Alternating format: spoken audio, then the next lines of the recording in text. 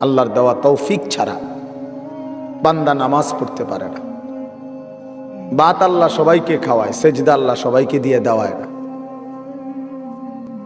দুনিয়ার প্রয়োজন আল্লাহ সকলের প্রয়োজন পূরণ করে। জন্তু জানোয়ার, কুকুর বিড়াল, সাপ বিচ্ছু, কাফের মুশরিক বেঈমান নাস্তিক মুরতাদ, এদের সকলের দুনিয়াবি প্রয়োজন আল্লাহ পূরণ করে। এই খানা পিনা পেশাব পায়খানা, হ্যাঁ জরুরত, এগুলো তো আল্লাহ তাআলা জন্তু জানোয়ারেরও পূরণ করে।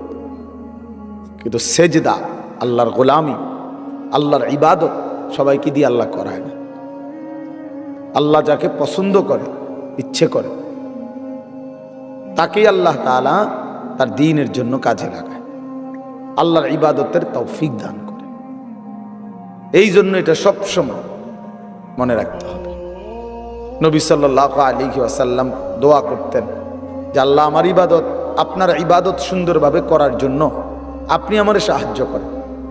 আপনি সাহায্য না করলে হবে না, আপনি তৌফিক না দিলে হবে না। আল্লাহুম্মা লা মানিআ লিমা আ'তাইতা,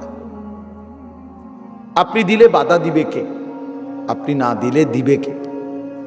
আপনাকে বাদ দিয়ে কারো কোনো চেষ্টায় কি লাভ হবে? কোনো লাভ হবে না।